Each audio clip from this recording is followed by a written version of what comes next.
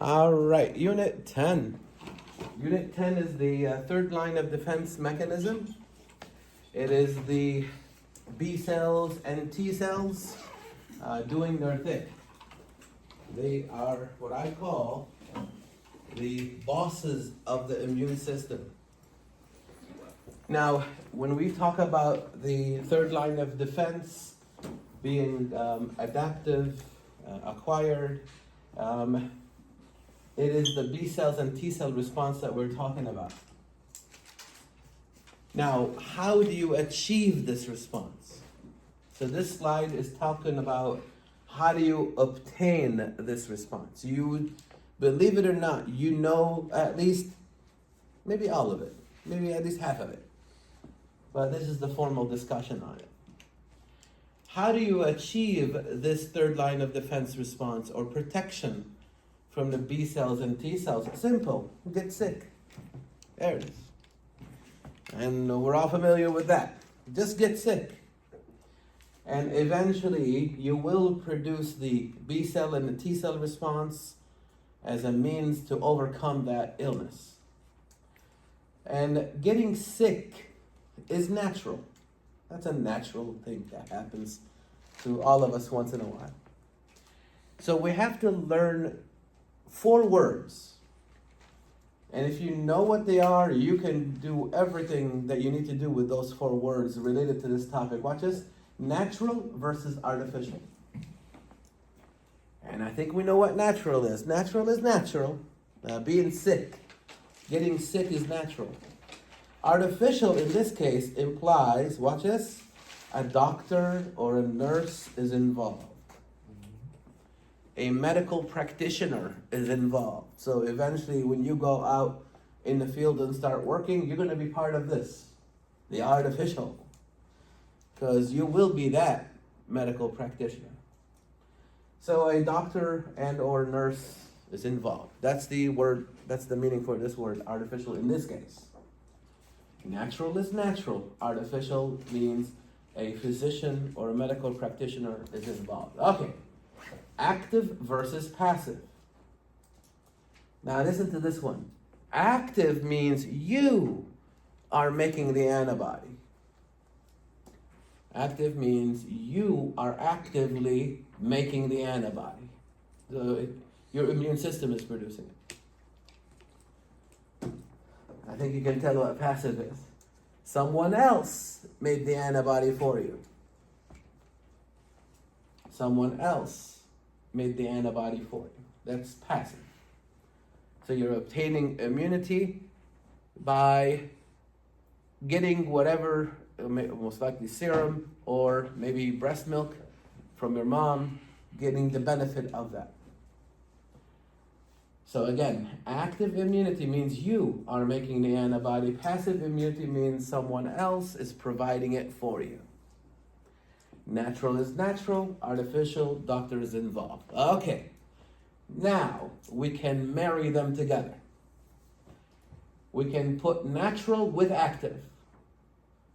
And the best example of that is getting sick.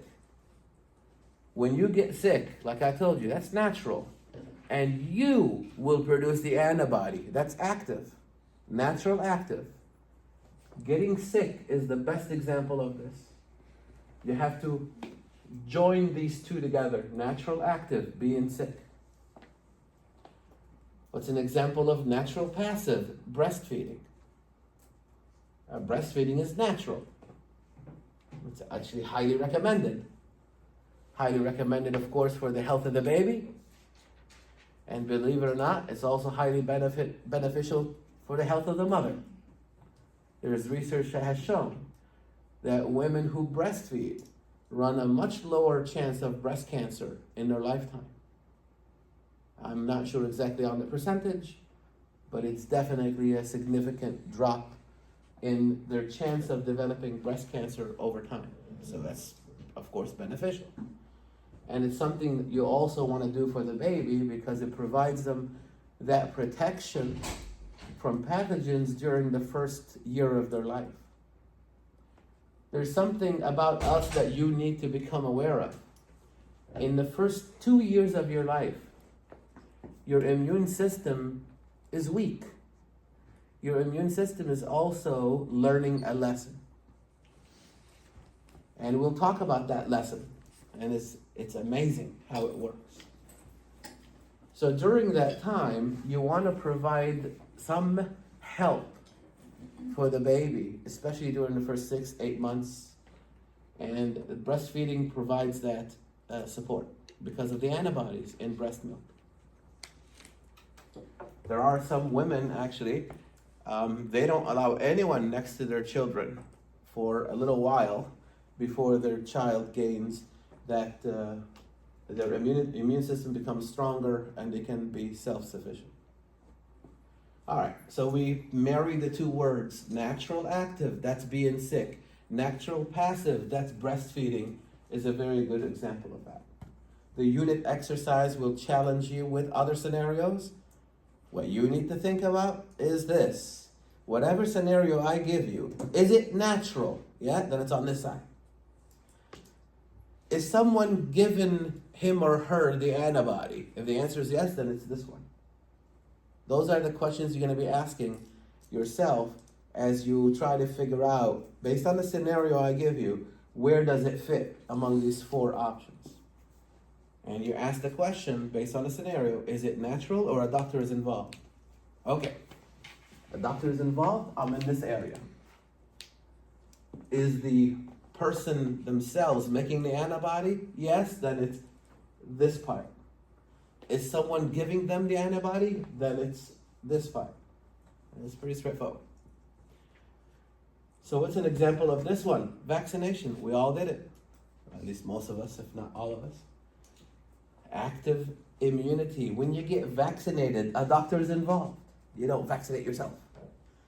A doctor or mostly a nurse actually, is involved. But then the idea is you will be producing the antibody once you get vaccinated. So it's active because you're the one who's producing the antibody.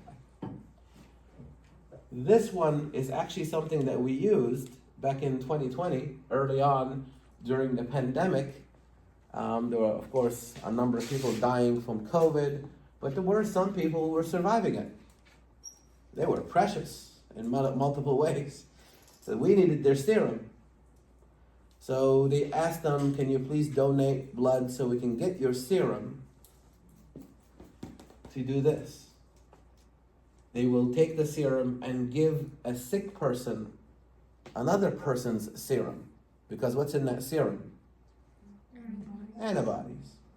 The antibodies that they used to get over the COVID-19. Now here we go. Is a doctor involved? Yeah. When you're receiving serum, yeah, a doctor better be involved. You don't go to your local McDonald's for that, right? A doctor is involved in that, and or a nurse. So it's artificial. Did you produce that antibody? No, someone else is produced it for you, right? So it's artificial passive. So I think if you know those 4 words, you can easily think of the scenario and try to fit it in into one of these 4. Practice that in the unit questions, please. The idea now is that regardless of how you get it, you're gonna get this B and T cell response, which is collectively called the 3rd line of defense. And we did talk about it before. The B cell response produces or provides you humoral immunity. Humoral immunity, that means blood. It's in the blood, and that's the antibodies. The B cell response these are the cells that will make the antibodies and release it into your blood. The T cell response is different.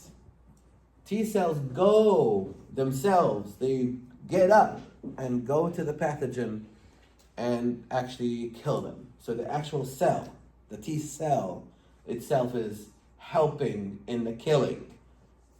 That's why it's referred to cell-mediated immunity. The word mediate you can replace it with the word help here. The cell itself is helping in the actual killing of the pathogen. And we're looking into all of that. Now, collectively, overall umbrella of the third line of defense. You gotta listen to this. Overall, the third line of defense has what is referred to as specificity.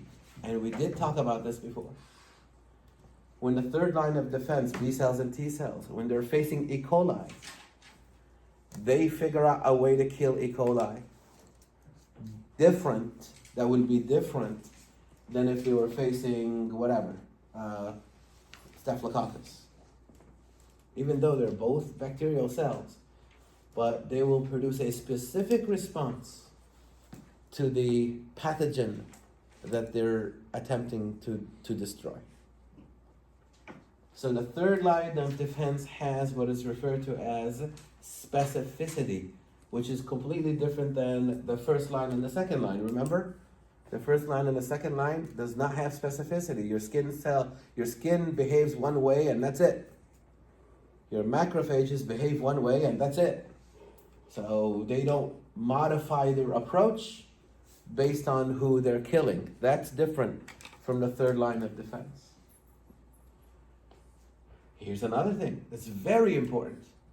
Your third line of defense has memory. It remembers. Oh, I've seen you before. You were hanging around in 2020, COVID-19. I've seen you before. So it will produce memory cells to remember the event in case you come down with the same pathogen later on. Hopefully you won't be at least as sick.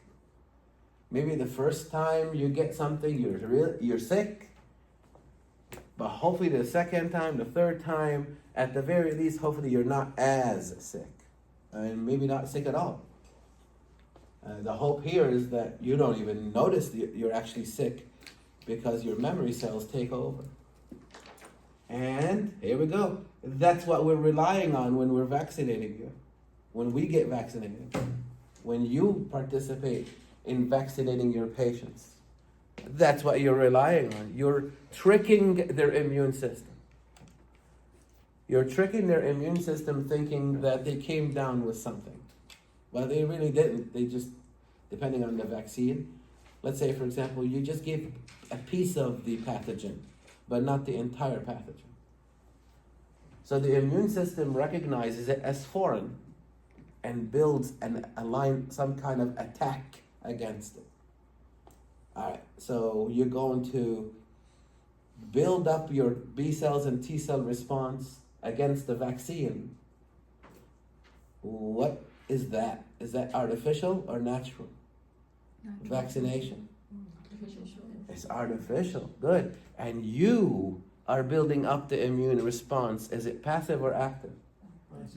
No, it's not passive. It is active. Yeah, because you're the one. Oh, you're the one. Okay. Yeah, building the response. And the main goal for vaccination is to build up the memory cells for that particular antigen. So that later in life, and we'll have a slide on this later. Later in life, if you do come in contact with the real pathogen, your memory cells, again, will say, oh, I've seen this before. And it will mount an immediate attack on it. So hopefully, you will not be sick at all.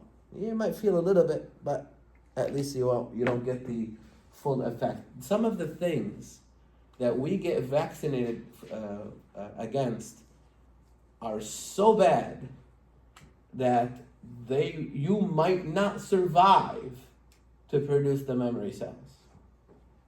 The memory cells are produced during the first exposure to the antigen. Again, some of these pathogens are so aggressive, and it takes time to produce that.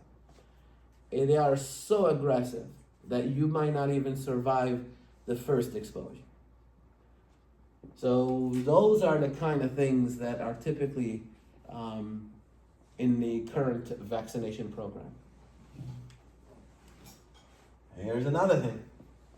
Your third line of defense has what is called tolerance. Now, listen to this now. On the surface of your cells, I told you that we have this cell marker that recognizes or identifies you for who you are. And we called it MHC, which one? MHC, which one? Which? Say it. Yeah, I was giving you a clue. MHC, which? One. So MHC, 1. On the surface of your cell, you have MHC1. On most of your cells, there's one exception. I'm not going to even talk about it. This is like your social security card, social security number. This is like your Valencia ID on all your cells. Hopefully, you only have that ID. I have my ID, you have your ID, everybody has their own ID. This is basically telling your immune system, don't touch me. I'm the host cell.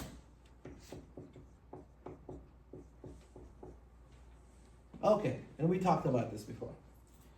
And we said that anything that does not have MHC1, what will happen to it? It will attack it. It will attack it.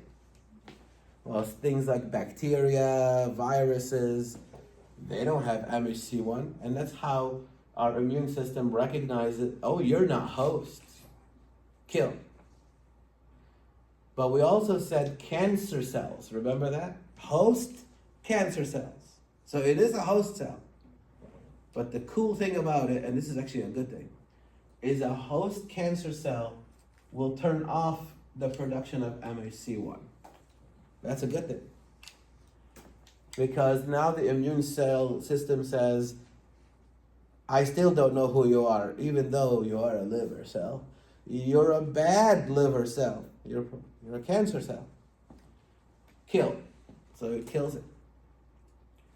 Now, there are, of course, cancers that respond back and they say, no, not today. I'm designed to cause problems. Right? Now, that becomes a cancer class and a cancer lecture. So there are some cancers that will resist being killed. And there are reasons behind that. All right. Now, you got to understand something. You are born with all the possible B cells and T cells that you will need throughout your entire life. And the amazing thing about these B cells and T cells, they are very specific to who they bind to with respect to the antigens. So, example of that. I have a red antigen, I have a green one, and I have a black one. You only recognize red antigen. So if a bacteria comes in and it has that cap, it's your job to attack it. You see? And who is she? She could be either a B cell or a T cell. Let's say she's a B cell. There will be a T cell just like her also recognizing that red cap. You gotta catch his fire. It's gonna get interesting. There's a B cell and a T cell that you are born with that can recognize this red cap even though you haven't seen it yet. You know, you were just born. This is a pathogen that you have not come in contact with yet. But you already have the 2 cells ready to go in case you see it. Is that amazing or what? And you're also born with the B cell and the T cell that can recognize the other pathogen, the green one. And the other pathogen, the black one, yellow, purple, brown, pink. You have an army of B cells and an army of T cells that can recognize all of these pathogens without even seeing any of them yet. And we'll talk about how those things are produced in another slide. But the amazing thing is this. You gotta catch this part. You also have some B cells and T cells. Like her, for example. You notice there's no antigen in front of her. Because she, on day one of your life, recognizes, watch. This one. By chance alone. See, the idea is this. How are these guys produced? You'll see something. I'll talk about it later. It's literally like a shuffle. It's kind of like me having, 5 decks of cards. And I shuffle. And I give you one shuffle. And that shuffle happens to allow you to identify the green antigen. Sounds good? I go back to my deck of cards. Shuffle. And I give you a different shuffle. And that shuffle allows you to recognize the red, and you have a different shuffle recognizing the black. You see that? It's a shuffling event. And we'll talk about it later. And as you're developing and your B cells and T cells are being produced, that's what you're doing. You're producing an army of B cells and an army of T cells, because can you imagine how many different shuffles I can get out of 5 decks of cards? A lot of shuffles, do you agree? To the point that no 2 of you will have the same shuffle. Watch. She happens to, at random, get a shuffle that by chance recognizes MHC1. Now watch. I'm okay with her. I'm okay with you, and I'm okay with you, because you guys recognize antigen, foreign protein. I'm not okay with her. Because who's she recognizing? Who? The host. I can't have that. And that's what you did in the first 2 years of your life. Catch this, please. When I tell you your immune system is trying to learn a lesson in the first 2 years of your life, first of all, it's trying to learn who's the host and who's not the host. That's the MHC1, right? He has MHC1, leave him alone. He doesn't have MHC1, kill. You see that? But the other thing is this. We got to deal with these B cells and T cells. We have an army of B cells and an army of T cells, that we're all born with, and each one of them has a shuffle. And we can't control that. We, of course, want the shuffle that recognize antigen. Those are good because they kill pathogens. But we don't want this one. Now watch the naming, the words. They are all referred to as clones. If she's a B cell, we would call her a B cell clone that recognizes the green antigen. If she's a T cell, we'll call her a T cell clone that recognizes the same green antigen. You see that? B cell clone that recognizes the black antigen, or T cell clone, and so forth, right? Well, so is she. She's also a B cell clone or a T cell clone, but she recognizes the host. So this is what you're doing the first 2 years of your life. Now when I come to you, and you say antigen, okay? When I come to you, you're gonna say host. Sounds good? Who are you recognizing? Okay, you're safe. Who are you recognizing? Antigen. No. Okay, I like you, you're safe. How about you? Antigen. Okay, you get to live. The marker. How about you? Host. Oh, kill. I can't have her hanging around. Destroying me, I will destroy her. You see? And that is tolerance. Immune tolerance is what you're trying to achieve in the first 2 years of your life.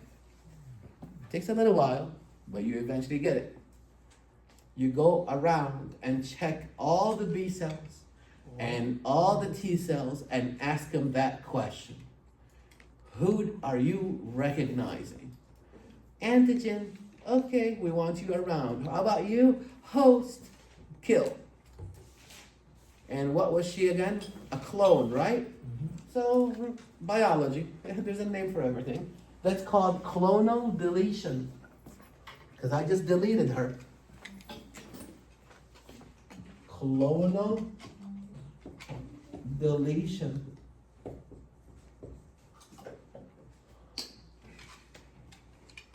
Because I just removed her from my army of B cells and T cells.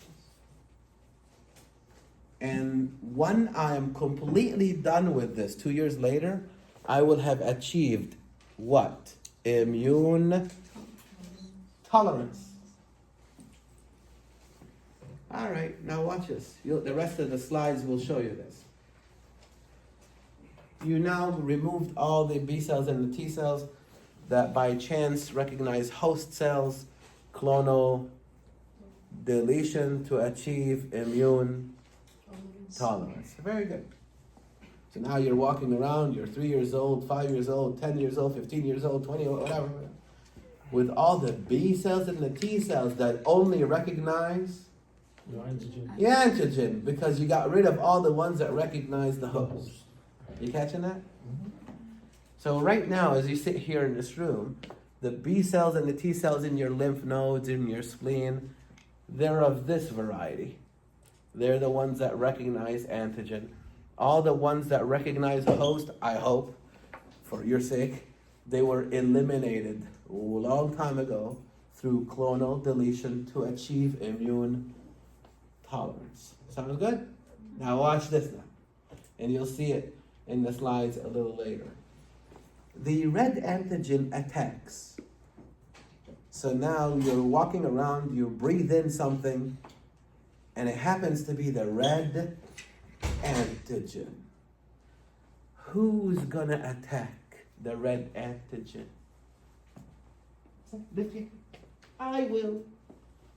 Because I have that shuffle, right? That recognizes the red pathogen.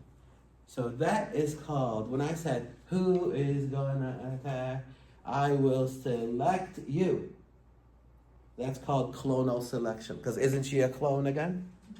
All right, so that is called clonal selection.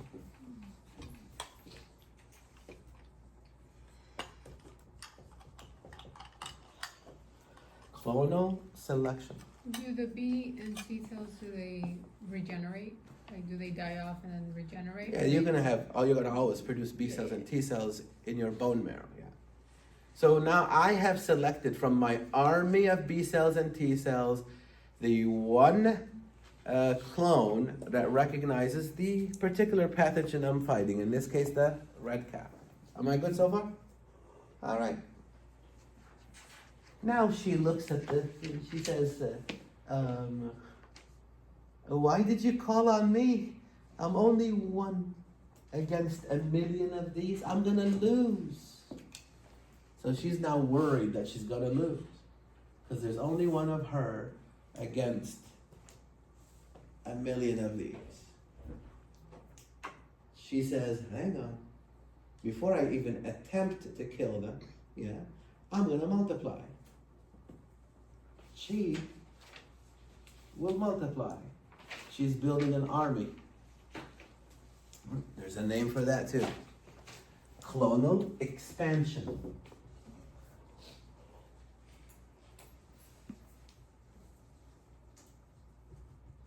Clonal expansion. Fancy word for she's gonna multiply. And once she does that, now she gets up and attacks.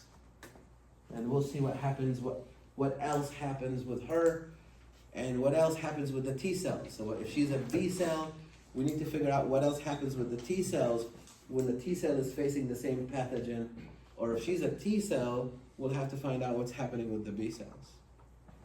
All right, so these are basically some of the words that I might be using as I'm talking about this. So, immune tolerance is achieved through clonal deletion. Who are we deleting? The clones that happen to recognize host. After 2 years of your life, you will have achieved immune tolerance. All the B cells and the T cells now only recognize antigen. Hopefully. If we start forgetting that lesson, what disease do you end up with? Autoimmune. Autoimmune disease, yeah. Then, later in your life, you're going to come in contact with that pathogen. You're going to select one of the clones. Obviously, the clone that happens to have the shuffle that recognizes that pathogen. And she's going to realize there's only one of me and a million of them. That's a loose situation that I can't do it. I got to win. So she's going to multiply. Clonal expansion. Sounds good so far? Good. Now, let's look at the antigen. So these are all antigens, green, black, red. Antigens, foreign proteins that are, for example, like the spike protein, that would be considered an antigen. Anything the pathogen is made up of technically is an antigen, but proteins, you'll see, make better antigens than other things. Now, what does that mean, antigenicity? It means they can stimulate your immune system better. You want her to get up? Yeah, challenge her with a bacterial protein. Don't challenge her with a phospholipid or something like that. Challenge her with a bacterial protein. Better yet, challenge her with a high molecular weight bacterial protein. Oh, that will definitely stimulate her.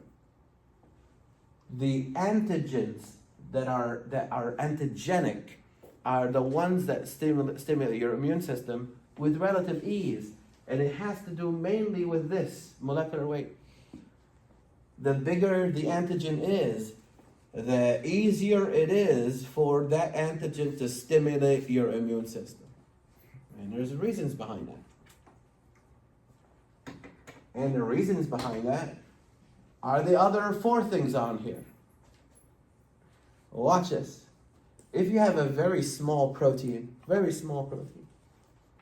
chances are you will not have this, you will not have this, you will not have enough epitopes on there to stimulate your immune system. And I'll explain to you all these things. But if you have a large antigen, chances are you'll have all the other 4. So what do all these things mean? Epitope.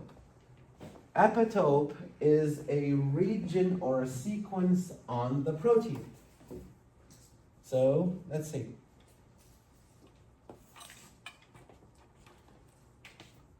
The protein, of course, we know is a stretch of amino acids.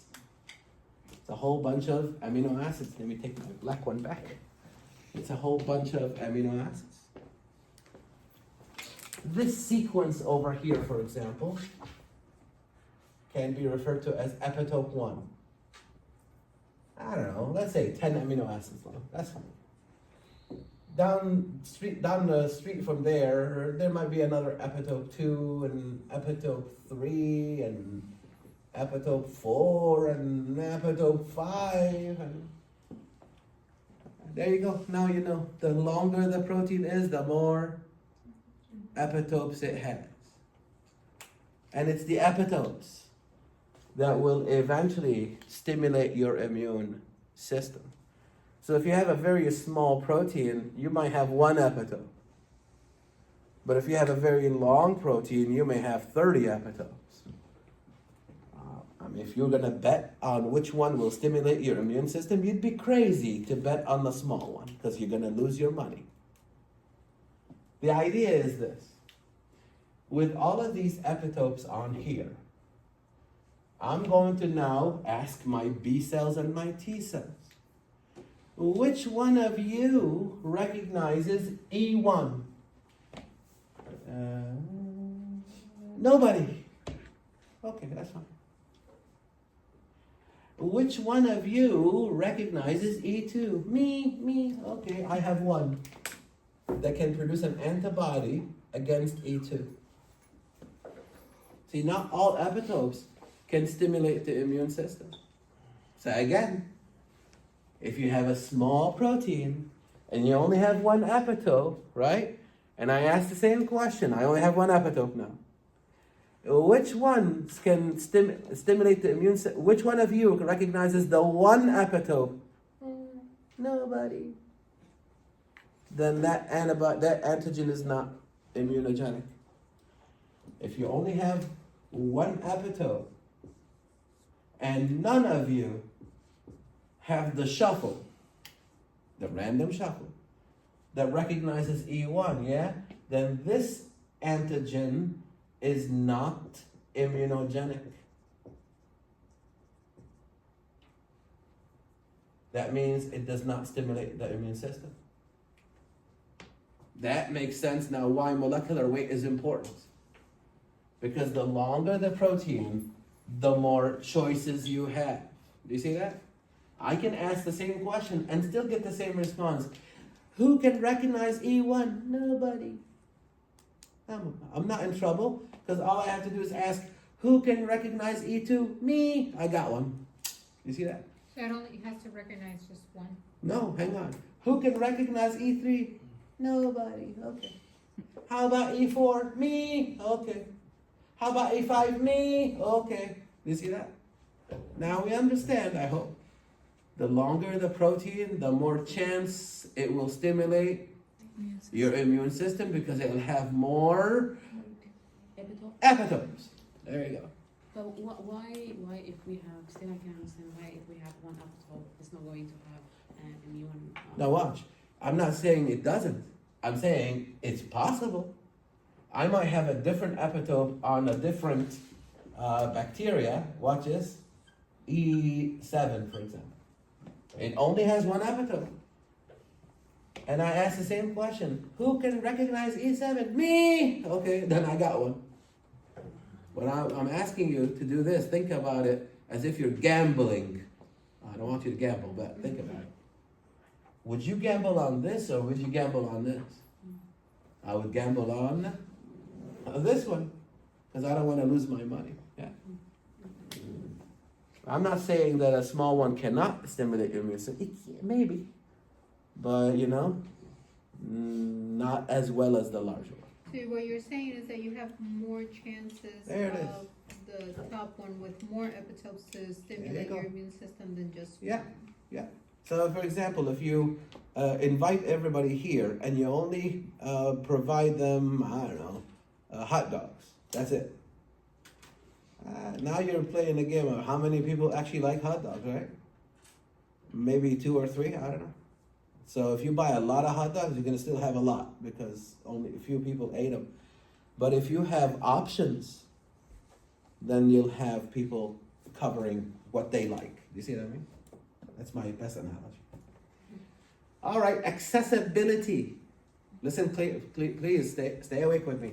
Accessibility, gain access to. So think about it this way. If this guy, proteins are folded proteins. These proteins are folded. I drew it like this, implying that easy access to E2. But in reality, it's drawn on the board right here on the screen. In reality, this protein might look like this, watch. And E2 is in here. And now I ask the question, watch this. Who recognizes E2? Me, but I can't get there. I do, but I can't access it. That's equal to not having anything for it. Am I right? This one, I don't have anything for it. That's fine. This one, I have something for it, but it cannot access it. So it's equal to not having anything for it. So now watch this. The bigger the molecular weight, both problems are solved. I have more epitopes, with a greater chance of accessibility. Okay, I can't access E2, that's fine, but E5 is right here and E4 is right here. Do you see that? Again, implying or putting a lot of focus on molecular size. Because the protein is too big, I have more chance of epitopes and more chance of accessibility. And here's another one. Watch. E1. Who recognizes E1? She may actually come back. Remember, I deleted her, right? She may say, I used to. Because she happen to get a shuffle that recognizes the host, watch this, which is similar to this. Foreignness is better. The more foreign the antigen is from the host, the better it is. Of course, why? Because we already got rid of all the ones that recognize host. You gotta catch this one. What would be the possible answer to why I don't have an antibody or someone that recognizes E1? Because E1 epitope happens to match a host sequence. You don't want it to activate. You don't want to produce an antibody against this. Because if it's similar to the host, then whoever wakes up to attack this guy will also attack the host. And we call that autoimmune. We don't want that. So you want something, an epitope that is different from the host to avoid the problems of autoimmunity.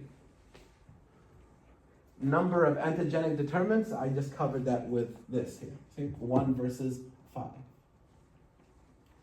So this is my way of saying that molecular size is the key of determining if an antigen is antigenic or not. And the idea is it's 100,000 molecular weight or more.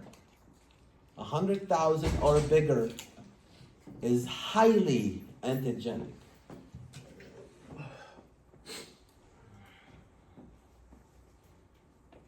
All right, some terminologies for the antigens.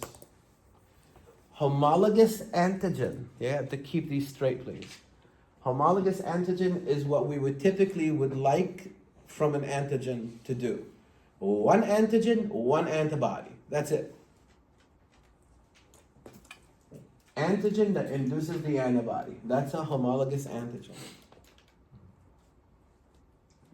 Heterologous antigen is an antigen that reacts with an antibody produced by another antigen. That I'd rather not have. That's more like what we refer to as cross-reactivity.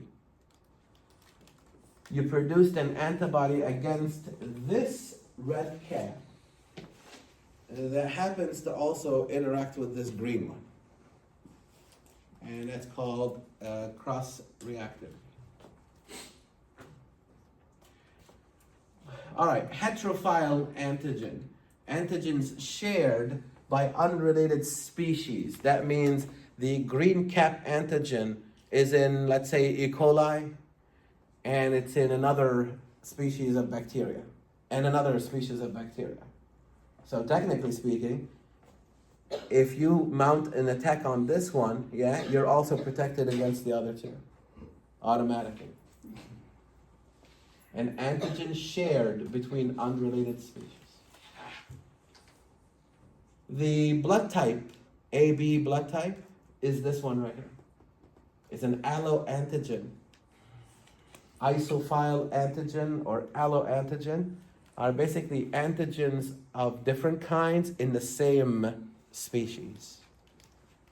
The ABO blood type system is an example of an alloantigen. For example, if I'm blood type A and you're blood type B, and I give you my blood, you're gonna attack my blood. You're not gonna, it doesn't matter if it's a bacteria or not. I give you antigen A from my blood type, and you've never seen this before in your life, because that would be considered foreign to you, because you are type blood type B, and you're gonna attack my blood because it's a mistransfusion. That's why you have to match blood types before you give someone the blood. So remember that when you go and start practicing, you gotta double check it. You can actually kill someone by giving them the wrong blood type. They can go into anaphylactic shock. And by the time you come around and do all your rounds and come all the way around back to that patient will be dead, assuming they can't push the button, right? So alloantigens is an example of that. Sequestered antigen. These are self-antigens that are isolated from the, listen. Remember, I asked her, who does she recognize? And she said host, right? And I got rid of that, right? But what if you have an antigen, a self-antigen, that's hiding because the immune system never got to challenge that. And then all of a sudden it comes out. So I'm going to have a shuffle that was never challenged before that actually recognizes a host. Because that host antigen was hiding and never came out to do a challenge in the first 2 years of life. So I'm challenging her with a host protein. Do you recognize this? She says yes. I say kill. So I made it a lot easier than it actually is, but in reality, I will actually go to her. This is a host protein. Do you recognize this? Say no. Okay, that means you recognize pathogen. You stay. Do you recognize this? She says yes. I kill. But this guy is telling you that, yeah, well, there's one of these, a host protein, that's hiding somewhere. During the first 2 years of life, it never comes out to check. Maybe Jonas recognizes this one, but he never came out and he never said, do you recognize this? He never did that. So Jonas is still hanging around. Jonas is not recognizing antigen. Jonas happens to recognize that hidden host protein. The sequestered one, right? Hidden sequestered. And when for whatever reason, this guy comes out, who's going to attack it? He will. And that could be an autoimmune disease as well, because you're attacking self. All right, super antigens. Super antigens are things like exotoxins. Exotoxins that are secreted by the bacteria, and they go directly and activate the B cells and the T cells. But the problem is this: they overactivate. You will see how B cells and T cells are activated. It's a measured orchestra of events, and you want them to activate, but you don't want them to go overboard, overactivate. So you'll see how this happens. But these guys are called super antigens for the reason of this. They go directly over the boss's head, you see, and activate the T cells and the B cells. And the T cells and the B cells, they're not used to this. They're used to a tailored, measured approach, right? So they overstimulate to the point where you can die from this. You can die from your own immune response to a super antigen, because you don't want your immune system to overactivate. So that's why they call those guys super antigens. All right, we did talk about this when we were going through Unit 9. I told you that MHC1, MHC stands for Major Histocompatibility Complex. MHC1 is a receptor protein. It's on the surface of all of your cells. With a one minor exception, I don't need to go over. It'll take me some time to do that. MHC2 is on the surface of antigen-presenting cells. Antigen-presenting cells. Those are your B cells, your macrophages, and your neutrophils. So obviously, of course, they also have MHC1, but they have antigen-presenting cells. When we talk about them, we more focus on the fact that they have MHC2. All right, now watch this if you remember. All cells can present antigens from viruses on their MHC1. You gotta think about it. Because they all have MHC1, yeah, they use that MHC1 to present viral antigens. Because technically speaking, any cell in your body can be infected by a virus. So they have to have the ability to present the viral antigen in case they're infected. And they're gonna do that on MHC1. But your B cells, your macrophages, and your neutrophils, they will present any other antigen on MHC2, right? What is MHC3? If you remember. And I'll forgive you if you don't remember because I know you were focusing on Unit 7 and 8. What is MHC3? Nobody? Yeah?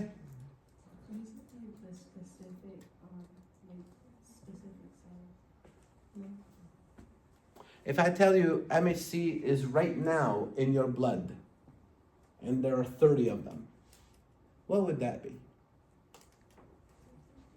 Huh? Protein? Oh yeah, of course they are. But what's the whole thing called? Collectively, all 30 proteins are called what? Okay, I'll give you another clue. Their name is C1, C2, C3, C4. Huh? Not competent. Component. The competent should have came out on the lab exam. It didn't come out on the lab exam. Complement proteins. Very good. The complement proteins, there are 30 of them, around 30. And they're circulating in your blood. See, that's the difference between complement proteins, which is MHC3, and these two guys. The complement proteins are in your blood, floating, swimming. They're not attached to anything. But these two are attached to the cell membrane. These are membrane proteins. MHC1 presents viral antigen. MHC2 can present any other antigen. MHC3, soluble proteins, 30 of them in your blood. They make up the complement system, which is part of the secondary line of defense. Second line of defense. All right, here we go. Let's see if I can go through this at least one time and then do it again on Tuesday. So I have B cells. I have T cells. The B cells and the T cells, remember, you are born with all the different kinds of shuffles. You went through immune tolerance by clonal deletion of the clones that recognize host. This is, where is that? Hang in there. This is what you end up with. Where is it? Hang on.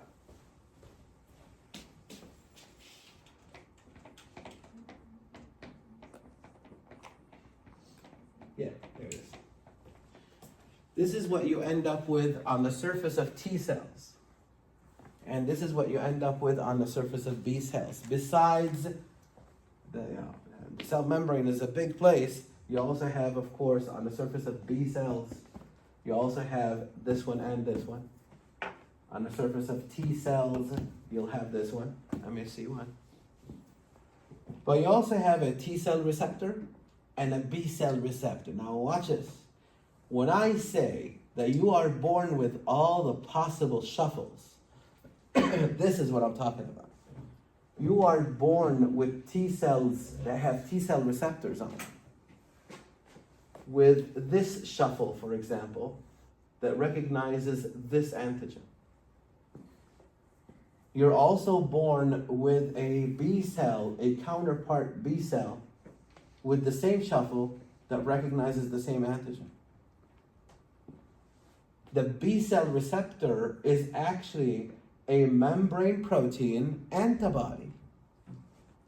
It is actually an antibody embedded in the membrane of the B cell. And how do I know it's an antibody? It's got a classical structure of the Y-shaped structure. That's the antibody. This B cell receptor has the antibody with the shuffle on the ends that recognize this shape here. And again, the T cell receptor has a shuffle that recognizes the same one. Now, you do a different shuffle, yeah? You'll have another T cell with another T cell receptor with a different shuffle that recognizes a different antigen, and you'll have its counterpart B cell. That's why I say you have an army of B cells and an army of T cells with different shuffles, and that's called, the shuffle is called the variable region. Variable region, V. But if you notice something, whatever this shuffle is on the B cell receptor, it will always be the same shuffle on this side. You will never have an antibody like this bind to two different antigens. No. This guy will get the same shuffle on both arms. This one only has one arm. So that's why she can recognize the red one. She has the shuffle that recognizes the red one. You have that shuffle that recognizes the green one, and then the black one, and so forth.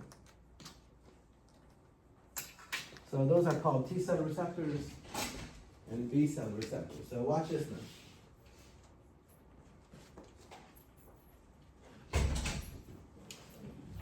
When an antigen comes in, the antigen presenting cell, where is it? Where's that? Yeah.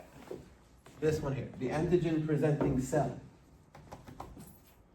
will process the antigen. And I talked to you guys about this before. Something like the macrophage will phagocytose the antigen, the bacteria, kill the bacteria with the lysosome, take a piece of the bacteria and present it on MHC. Tell me? One, No. Two. 2.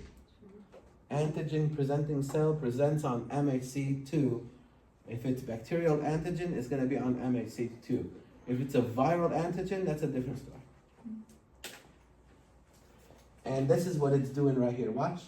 On its MHC2, it takes a piece of the antigen and pushes the MHC2 to the surface, and that's what it's doing. It's televising, hey, I have the red antigen. So if I was the macrophage, I would be doing this. Phagocytose, kill it with the lysosome, take a piece of it, watch. And here is my MHC2. And then I look around. Who has the T cell receptor with the shuffle that recognizes the red one? Looks like you do. Oh, there we go. I just activated. But no, keep holding. I just activated her. So she was sitting there doing nothing. But now I selected her. That's clonal selection, right? So, more like I activated her. Look at that. Well, why didn't I activate her? Because she doesn't have the right T cell receptor. Why didn't I choose her? Because she doesn't have the right T cell receptor. And she is a clone, right? So that is called clonal selection. But more importantly, she's a helper T cell. She's the boss of the immune system. She will be not only activated by this interaction, see? That activates her. She's now going to actually get up and tell everybody what to do. So, we will talk more in a little bit more detail on this on Tuesday, but priming you for it because it gets a little bit complicated when we get into a little deeper. Now, if the host cell had a viral protein, that's a different story now. The host cell, let's say liver cell, will process the viral protein, but it will present it on MHC1, but it would be to a cytotoxic T cell. You gotta catch this one.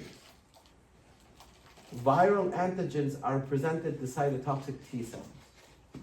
All other antigens are presented to the helper T cell. So if I am a liver cell infected by a virus, I will not come near the helper T cells. I will actually use MHC1 as well, not MHC2. And I will present this antigen, the viral antigen, to the cytotoxic T cell. Go ahead, grab it. Oh, I just activated it.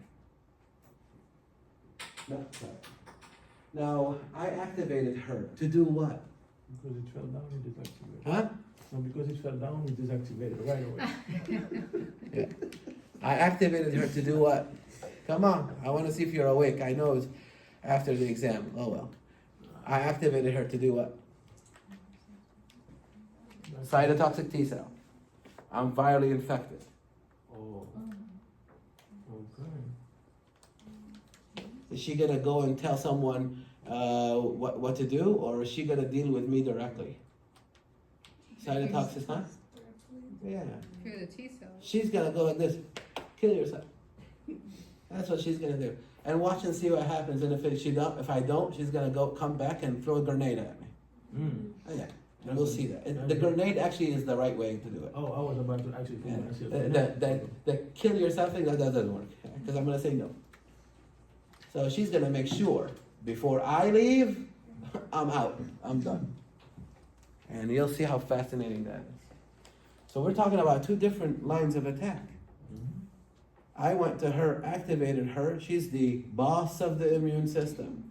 She's gonna get up and she's gonna find the B cell that recognizes the red one and start working.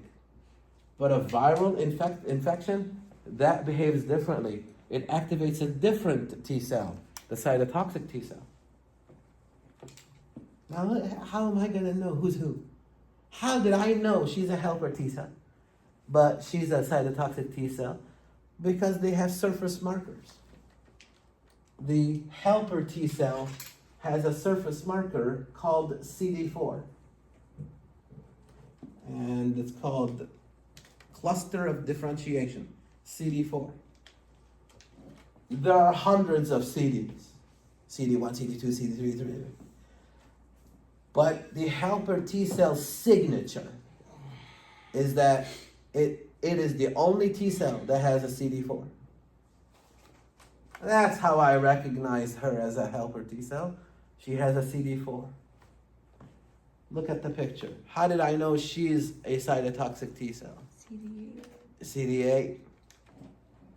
And she's the only T cell that has CD8.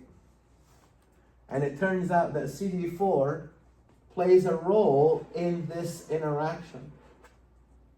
And CD8 also plays a role in this interaction. So if she didn't have CD8, it won't work. If she didn't have CD4, it won't work. So you can recognize a helper T cell by simply looking at which CDs is she expressing. Well, she's going to express other CDs, but she's going to be the only one that has that unique CD4. So I'm not going to have you worry about all the other CDs. Not an immunology class.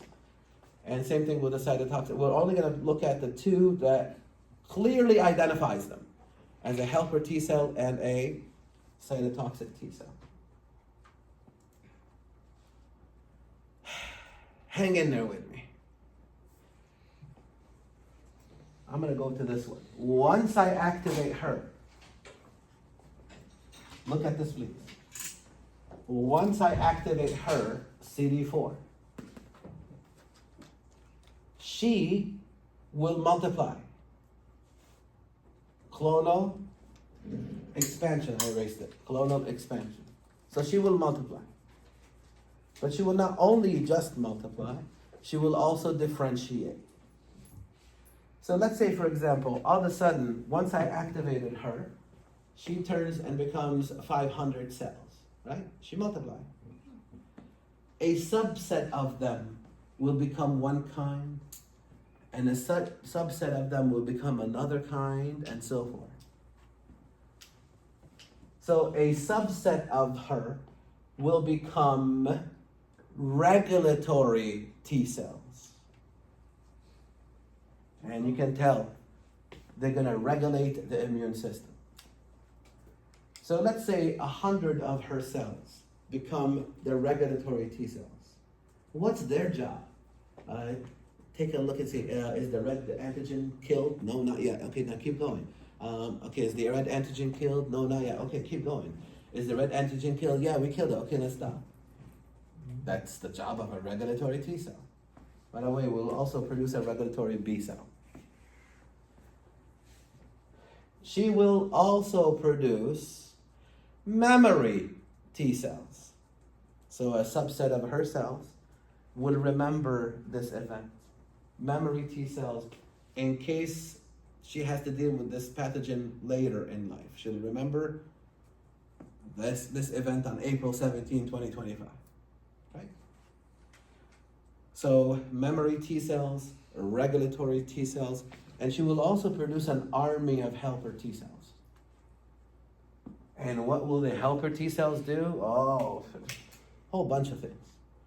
Some of them will increase inflammation. Some of them will enhance phagocytosis and all those things. They come at it in all the different ways possible to kill the pathogen. But some of them, watch, will stimulate the B cell. The B cell that recognizes the same antigen. So some of these T cell, helper T cells, will find out which B cell among the army of B cells recognize the red pathogen. And she will go to that B cell and say, activate. We need you now. We're facing the red antigen. The B cell will do the same thing.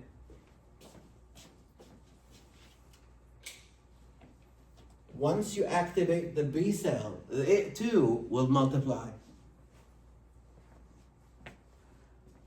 It will also differentiate. It will produce regulatory B cells. It will also produce memory B cells to remember the event. Here we go. This is important now. It will also differentiate into plasma B cells. So a subset of the B cell that she chooses to activate will become a different cell, a plasma B cell. Watch, it's this cell that secretes the antibodies into your blood. And technically speaking, all it's really doing is shedding the antibody that's normally on the surface of the cell. So the plasma cell does not have antibody on its surface like the B cell does, because it's technically a different cell. It instead will actually shed the antibody into the blood. What kind of immunity did we call this?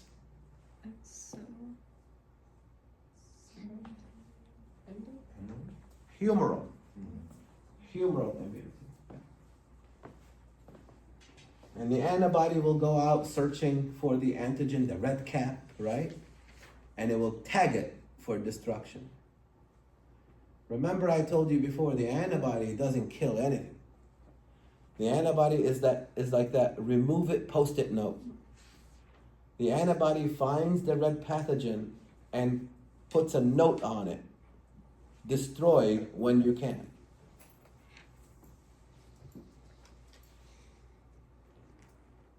I will pick this up on Tuesday. You look tired. All right? It might actually be worth your while if you go ahead and finish this unit over the weekend. It'll make Tuesday a lot easier for all of us. I will start with antibodies. I will go over how the B cells and the T cells activate one more time with a little bit more detail. And we'll finish this on Tuesday. Attendance is mandatory. You will get a grade for your attendance on Tuesday. All right? Don't miss Tuesday. Yeah. So meaning next Thursday is gonna be the last